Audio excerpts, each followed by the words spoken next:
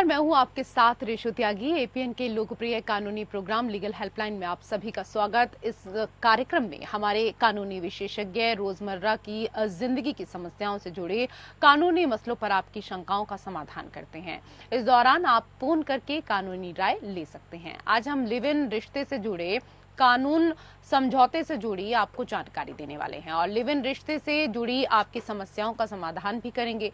बड़े शहरों और विशेष तौर पर मेट्रो सिटीज में लिव इन आम चलन में आ चुका है और इस रिश्ते में दो बालिग कानूनी तौर पर साथ में रह सकते हैं। देश में लाखों की तादाद में ऐसे जोड़े हैं जो बिना शादी के साथ में रह रहे हैं। सर्वोच्च न्यायालय ने साल 2013 में लिव इन रिलेशनशिप को लेकर एक गाइडलाइन जारी की थी, जिसमें कहा गया था कि लंबे समय से अपनी मर्जी से खुशहाल तरीके से रह रहे दो युवा लिव इन में रहने के लिए स्वतंत्र हैं। दोनों पार्टनर आर्थिक और अन्य संसाधन बांटने और शारीरिक संबंध बनाते हुए भी साथ रह सकते हैं। ये रिश्ता भी लिव इन ही कहलाएगा। लिव इन रिश्तों में रहने वाले वित्तीय जिम्मेदारी को भी साझा करते हैं। कोर्ट इन रिश्तों में पैदा हुए बच्चों को लेकर स्पष्ट कह चुकी है कि लिव इन के कारण पैदा हुए बच्चों को नाजायज करार नहीं दिया जाएगा। साथ ही इन बच्चों को पिता की संपत्ति पर वैसा ही हक मिलेगा जो उसकी शादी से पैदा हुए बच्चों को मिलता है। तो ये थी लिव इन रिश्ते से जुड़ी बुनियादी जानकारी। ज्यादा जानकारी और सलाह देने के लिए हमारे साथ आज चर्चा में जुड़ेंगे अधिवक्ता नवीन पांडे जी। सर, बहुत स्वागत आपका। जी शुक्रिया ऋषि जी। तो आप आज इस विषय से संबंधित अगर आपका कोई भी सवाल है तो इसके लिए राय ले सकते हैं, कॉल कर सकते हैं। दो नंबर आपकी टीवी स्क्रीन पर हैं, 012061279337 और 012061279338। दोनों में से किसी भी नंबर पर आप डायल कर सकते हैं। लिव इन से जुड़ी कानूनी जानकारी के लिए कोई भी आपका सवाल इससे संबंधित है तो आप कॉल करें।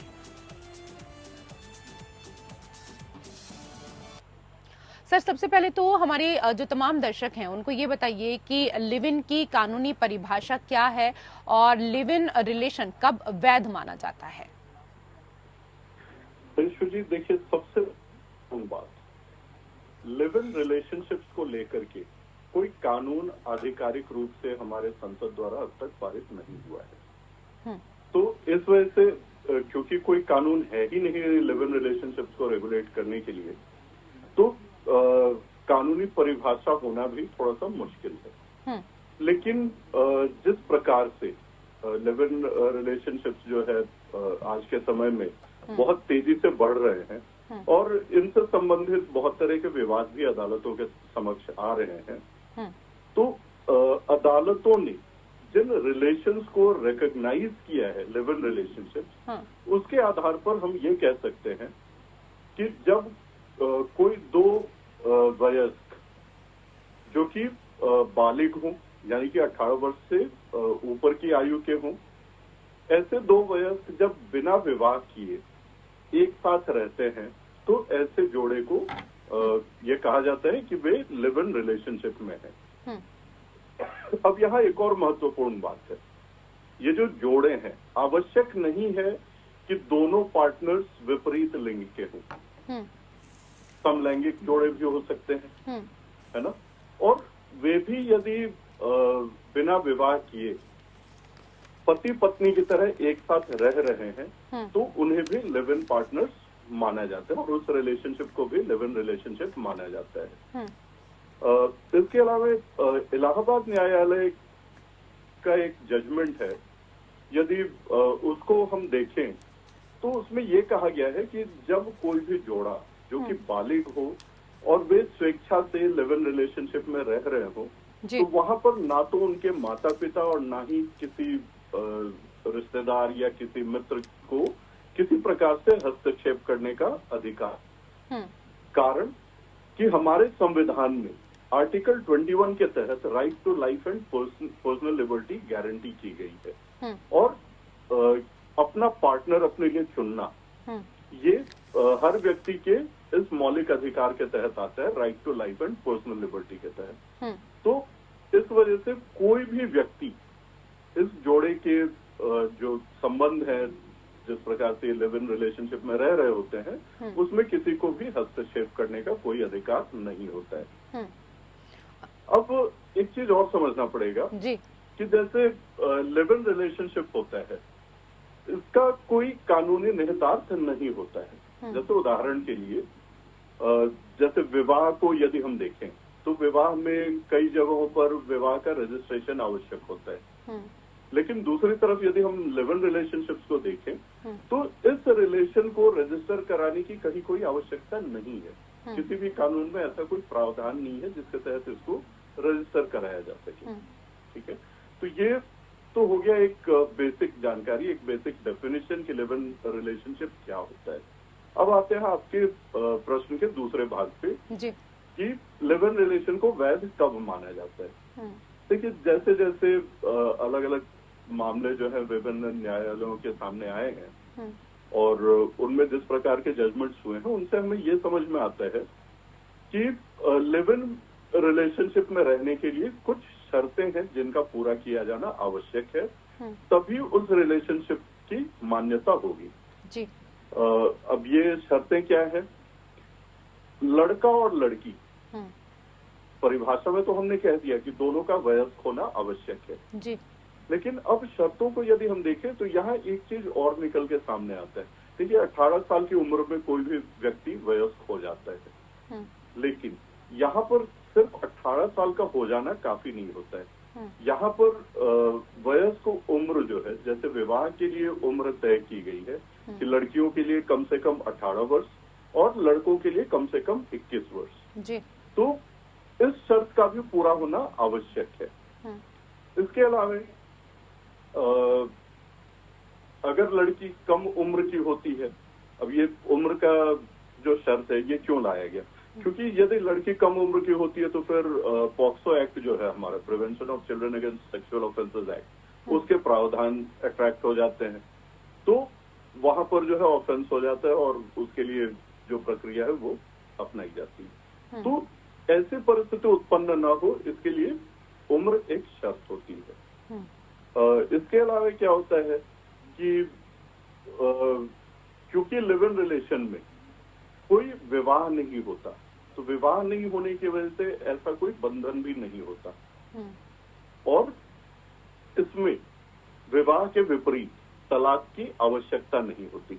यदि दोनों पार्टनर्स कुछ समय एक साथ बिताने के बाद में ये निर्णय लेते हैं कि नहीं वे एक साथ कंटिन्यू नहीं कर सकते रिलेशन को और वे इस रिश्ते से बाहर आना चाहते हैं, तो कोई विवाह की तलाक की फॉर्मेलिटी का कोई प्रावधान यहाँ पर नहीं है और वे स्वेच्छा से और एक दूसरे की सहमति के साथ एक दूसरे से अलग हो सकते हैं। इसी के साथ में एक और शर्त है कि जो भी वयस्क हैं ये यदि लिव इन रिलेशनशिप में रहना चाहते हैं तो इनका अविवाहित होना भी आवश्यक है। यदि ये किसी भी कानून में किसी प्रकार की ये सहायता की उम्मीद रखते हैं तो ये आवश्यक है कि दोनों ही पार्टनर्स या तो अविवाहित हों या फिर विधुर हों या डिवोर्सेस हों जी। अगर किसी भी पार्टनर का कोई स्पाउस एक लिविंग है तो फिर ये पूरा लिव इन रिलेशनशिप जो है ये इनवैलिड हो जाता है जी। तो ये शर्तें हैं लिव इन रिलेशनशिप की, जिसको यदि पूरा किया जाए तो लिव इन रिलेशनशिप मान्य होता है जी। बहुत सारी शर्तें हैं और कौन सी ये शर्तें हैं ये आपने हमारे तमाम दर्शकों को यहाँ पर बताया, लेकिन आपसे ये भी समझना चाहेंगे कि अगर कोई लिव इन रिश्ता टूट जाता है तो क्या पुरुषों को मुआवजे का भुगतान करना चाहिए? अदालत के फैसले क्या कुछ कहते हैं सर? जी देखिए, यदि लिव इन रिलेशनशिप टूट जाता है तो अदालतों के कई सारे फैसले हैं और यहाँ पर जो है अलग अलग विचार हैं अलग अलग न्यायालयों के, लेकिन सबसे लेटेस्ट जो है वह मध्य प्रदेश उच्च न्यायालय का एक जजमेंट है जो हाल फिलहाल में अप्रैल 2024 में ही आया था। इसके अंदर ये कहा गया है कि लिव इन रिलेशनशिप में महिलाओं के अधिकारों को मान्यता देने की दिशा में एक महत्वपूर्ण कदम उठाने के मकसद से न्यायालय ने ये व्यू रखा कि जब काफी समय तक कोई भी दो वयस्क एक दूसरे के साथ लिव इन रिलेशन में रह लेते हैं। अब यहाँ महत्वपूर्ण शब्द है काफी समय तक, है ना। तो एक सिग्निफिकेंट टाइम का जो है वो पास होना बहुत ही आवश्यक है, और ये शर्त यदि पूरी होती है और ऐसी स्थिति में यदि ब्रेकअप होता है तो वहां पर पुरुषों की जिम्मेदारी बनती है कि उस महिला का भरण पोषण करे, और महिला को भी हकदार बनाती है ये सिचुएशन कि वे भरण पोषण की मांग कर सके, भले ही वे कानूनी रूप से विवाहित ना हो। सेक्शन 125 सीआरपीसी की यदि हम बात करें तो सेक्शन 125 सीआरपीसी में जो मेंटेनेंस का प्रावधान है वो वहां पर स्पष्ट तौर पर यह कहा गया है कि मेंटेनेंस का अधिकार पत्नी को है, बच्चों को है, माता पिता को है। वहां पर लिव इन पार्टनर शब्द कहीं भी नहीं आता।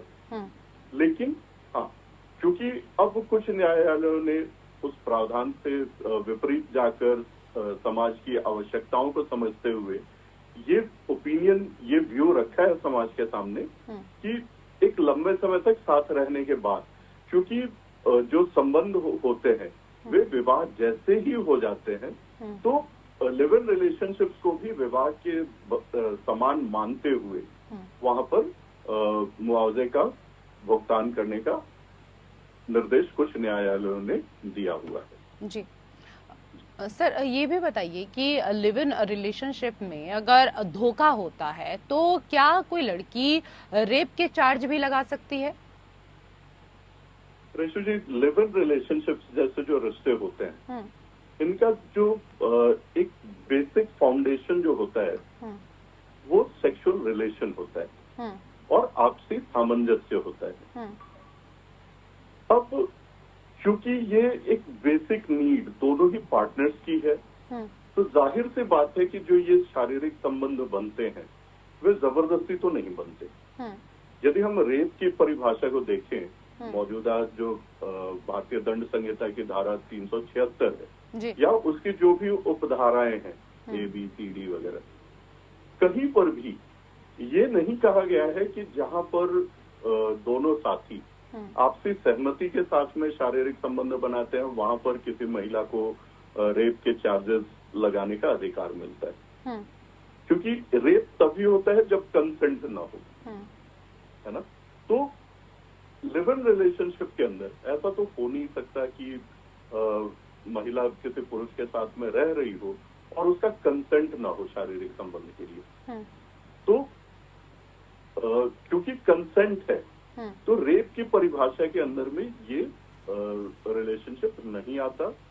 और साथ ही साथ एक चीज और देखने की बात है यहाँ पर कि ज्यादातर केसेस में क्या होता है कि महिलाएं इस प्रकार के आरोप लगाती हैं कि पुरुष ने विवाह का झूठा झांसा दिया और उस झांसे में आकर के महिला ने कंसेंट दिया, शारीरिक संबंध बनाती रही और पुरुष भी उसके साथ बनाता रहा और बाद में पुरुष जो है अपने वादे से मुकर गया।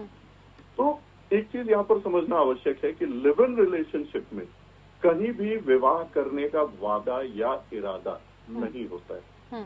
यहाँ पर दो वयस्क आपसी सहमति के साथ में एक साथ रहना चुनते हैं जी। वहां पर हर प्रकार के संबंध बनाना भी ये अपनी स्वेच्छा से करते हैं। यहाँ इस बात पर कोई भी डिपेंडेंट नहीं होता कि मेरा साथी जो है भविष्य में जाकर के मेरे साथ विवाह करेगा। तो जब इस तरह का कोई कंडीशन ही नहीं है तो ये चार्ज तो बिल्कुल बेफजूल हो जाती है कि पुरुष ने विवाह का झांसा दे करके और फिर शारीरिक संबंध बनाए। तो काफी सारी चीजें हैं इनको देखते हुए, और मेनली जो अभी मैंने आपको बताया, क्योंकि रेप के प्रोविजन अप्लाई नहीं करते, कारण ये है कि दोनों का कंसेंट होता है। सेकेंडली, क्योंकि विवाह का इंटेंशन होता ही नहीं है या यहाँ पर कोई इस प्रकार का वादा नहीं होता है कि आगे चल के विवाह होना है। तो इस वजह से लिव इन रिलेशनशिप यदि टूटता है या दोनों पार्टनर जो है या सहमति से अलग हो या किसी एक पार्टनर की मन मर्जी से अलग हो, दोनों ही परिस्थितियों में रेप के चार्जेस यहाँ पर अट्रैक्ट नहीं होते। नवीन पांडे जी, अगर ऐसे में आपका कोई भी सवाल इस विषय से संबंधित है तो आप भी कॉल कर सकते हैं। सर, ये भी बताएं कि क्या लड़की ब्रेकअप के बाद मेंटेनेंस की डिमांड कर सकती है? देखिए, जैसे कि मैंने पहले भी बताया कि लिव इन रिलेशनशिप में रहने वाली कोई भी महिला है ना, उसको पत्नी का दर्जा कभी भी नहीं मिलता, क्योंकि ऐसा कोई कानून नहीं है। ब्रेकअप की स्थिति में महिलाएं जो है, क्रिमिनल प्रोसीजर कोड के तहत तो कोई ऐसा प्रावधान नहीं है 125 सीआरपीसी में, जैसा मैंने पहले भी बताया, क्योंकि वहां पर पहले से ही कहा हुआ है पत्नी, माता पिता और बच्चे यही मेंटेनेंस क्लेम कर सकते हैं। अब लिव इन रिलेशनशिप में जो महिलाओं को मेंटेनेंस का जो अधिकार मिलता है वो सिर्फ और सिर्फ एक कानून के तहत मिलता है, वो है डोमेस्टिक वायलेंस एक्ट। हालांकि यहाँ भी एक शर्त है, यदि महिला जो उसका जो पुरुष पार्टनर है, यदि वह अविवाहित है या डिवोर्सी है या फिर विडोअर है जी। तो इन 3 परिस्थितियों में यदि महिला उसके साथ में लिव इन रिलेशनशिप में रह रही है और किसी वजह से ब्रेकअप होता है इनका, तो यहाँ पर डोमेस्टिक वायलेंस एक्ट के प्रोविजंस के तहत महिला जो है मेंटेनेंस की डिमांड कर सकती है। लेकिन सुप्रीम कोर्ट के कुछ ऐसे जजमेंट्स भी हैं जो स्पष्ट कर देते हैं कि यदि महिला किसी विवाहित पुरुष के साथ में लिव इन रिलेशनशिप के में रह रही है और उस विवाहित पुरुष के साथ में उसका ब्रेकअप होता है, और खास करके यदि महिला को इस बात की जानकारी है कि जिस पुरुष के साथ वह रह रही है वह विवाहित पुरुष है, तो ऐसी स्थिति में यदि ब्रेकअप होता है तो महिला जो है डोमेस्टिक वायलेंस एक्ट 2005 का भी सहारा नहीं ले सकती है। यहाँ पर सुप्रीम कोर्ट ने अपने जजमेंट्स के अंदर ये भी स्पष्ट किया हुआ है कि जिस पुरुष के साथ में महिला लिव इन रिलेशनशिप में रहने जा रही है उसकी वैवाहिक स्थिति पता लगाना ये महिला की खुद की अपनी जिम्मेदारी है। महिला ये कहीं भी क्लेम नहीं कर सकती कि उसे पता नहीं था या वह भ्रम में थी, क्योंकि उसको जो है ये साबित करना पड़ेगा कि लिव इन रिलेशनशिप में जाने से पहले उसने ऐसे क्या क्या कदम उठाए जिससे वह पुरुष की वैवाहिक स्थिति को जान सके। और यदि ये साबित हो जाता है कि या तो महिला ने कोई प्रयास ही नहीं किया जानने का या जानबूझकर विवाहित पुरुष के साथ में वह लिव इन रिलेशनशिप में रह रही थी, तो सुप्रीम कोर्ट के जजमेंट्स के मुताबिक ऐसी महिलाओं को वायलेंस एक्ट का भी सहारा नहीं मिल सकता है। मेंटेनेंस का यदि लाभ उठाना है किसी भी महिला को डोमेस्टिक वायलेंस एक्ट के तहत, तो उसको ये जरूर इंश्योर करना चाहिए कि जिस किसी भी पुरुष साथी के साथ वह लिव इन रिलेशनशिप में रहने जा रही है वह अविवाहित हो। जी सर, इसके साथ ही ये भी बताइए कि लिव इन में पैदा हुए बच्चों पर कानूनी स्थिति क्या कुछ है? जी प्रेषु जी, माननीय सर्वोच्च न्यायालय ने एक मामला था एसपीएस बालासुब्रमण्यम बनाम सुरुत्तयन, इस मामले में ये चीज कहा था कि लिव इन रिलेशनशिप में जो भी बच्चे पैदा होते हैं है ना, वे लेजिटिमेट होते हैं, यानी कि जायज होते हैं।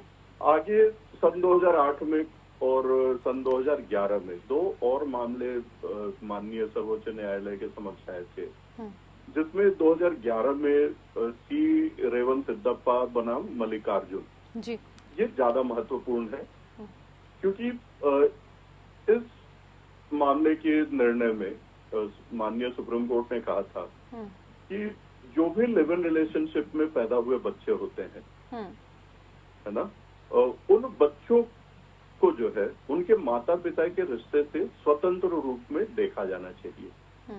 हो सकता है कि माता पिता के जो संबंध हैं वे समाज में एक्सेप्टेबल ना हो, मोरली या किसी भी वजह से समाज उसको बेशक स्वीकार ना करता हो, लेकिन जो बच्चे पैदा हुए उसमें उन बच्चों का कोई कसूर नहीं है और इन बच्चों को किसी भी सूरत में नाजायज जो है वो नहीं कहा जा सकता। ऐसे बच्चे जो है पूर्ण रूप से जायज बच्चे होते हैं और उनके वही अधिकार होते हैं जो किसी और बच्चे के होते हैं, जो बच्चे किसी मान्य विवाह के अंदर पैदा हुए हों तो उनके बराबर का दर्जा जो है कानून में लिव इन रिलेशनशिप में पैदा हुए बच्चों को भी मिलता है। जी जी सर, इसके साथ ही आपसे ये भी समझना चाहेंगे कि लिव इन में रह रहे बच्चों के माता पिता की संपत्ति का बंटवारा किस तरीके से होता है, ये भी हमारे दर्शकों को समझाएं। रेशु जी, सन 2008 में सुप्रीम कोर्ट ने एक फैसले में ये विचार रखा था कि लिव इन जोड़े से पैदा हुए जो बच्चे होते हैं उनको कानूनी उत्तराधिकारी के समान ही विरासत का अधिकार होता है। हालांकि यदि हम हिंदू विवाह अधिनियम 1955 को देखें तो जिन लोगों ने विवाह नहीं किया है उनसे पैदा हुए बच्चे केवल अपने माता पिता की संपत्ति के हकदार होते हैं, किसी अन्य रिश्ते के नहीं, है ना। तो ये एक कॉन्फ्लिक्ट जो है सुप्रीम कोर्ट के 2008 के जजमेंट और हिंदू विवाह अधिनियम के जो प्रावधान है उसमें एक आ रहा था। एक तरफ तो माननीय सर्वोच्च न्यायालय ये कहता है कि लिव इन रिलेशन में उत्पन्न हुए जो बच्चे हैं उन्हें भी समान रूप से विरासत का अधिकार है। वही दूसरी तरफ हिंदू विवाह अधिनियम ये कह देता है कि यदि माता पिता का विवाह नहीं हुआ हो तो माता पिता की स्व अर्जित संपत्ति को छोड़कर किसी अन्य रिश्तेदार की यदि संपत्ति है तो वहां पर ऐसे बच्चों का कोई अधिकार नहीं होता। तो इसको क्लैरिफाई किया माननीय सर्वोच्च न्यायालय में 2011 के अपने जजमेंट में, केस वही रेवन सिद्धप्पा और अन्य बनाम मल्लिकार्जुन। इसमें माननीय सर्वोच्च न्यायालय ने ये कहा था कि जो हिंदू विवाह अधिनियम के तहत नाजायज बच्चे होते हैं उनको अपने माता पिता की स्व अर्जित संपत्ति के साथ साथ पैतृक संपत्तियों पर भी अधिकार होता है। तो क्योंकि नाजायज बच्चों को भी पैतृक संपत्तियों पर भी अधिकार जो है उसको मान्यता दी है सर्वोच्च न्यायालय में सन 2011 में। तो लिव इन रिलेशनशिप जिसमें पैदा हुए बच्चों को नाजायज तो कभी ठहराया ही नहीं जा सकता, क्योंकि इस रिलेशनशिप को कहीं भी किसी कानून के तहत इलीगल नहीं ठहराया गया है। तो यहाँ जो भी बच्चे पैदा होते हैं वे बिल्कुल ही जायज बच्चे होते हैं। तो ये 2011 के जजमेंट के आधार पर जो भी बच्चे पैदा होते हैं लिव इन रिलेशनशिप में उनको अपने माता पिता की संपत्ति पर भी उतना ही अधिकार होता है जितना कि एक विवाहित जोड़े के बच्चे का होता है। साथ ही साथ पैतृक संपत्ति में भी उनको बिल्कुल समान अधिकार दिए गए हैं जितना कि किसी विवाहित जोड़े के बच्चे हैं। तो यहाँ पर किसी प्रकार का कोई भेदभाव नहीं रह गया है। जो कानूनी व्यवस्था है माननीय सर्वोच्च न्यायालय ने बिल्कुल स्पष्ट कर दी कि बिल्कुल समान ही अधिकार होंगे लिव इन रिलेशनशिप के बच्चों के। जी सर, आज के विषय पर हमारे तमाम दर्शकों को इतनी अहम जानकारी देने के लिए आपका बहुत बहुत धन्यवाद। और इसी के साथ हमारे विशेष कार्यक्रम लीगल हेल्पलाइन में मेरे साथ इतना ही। नमस्कार।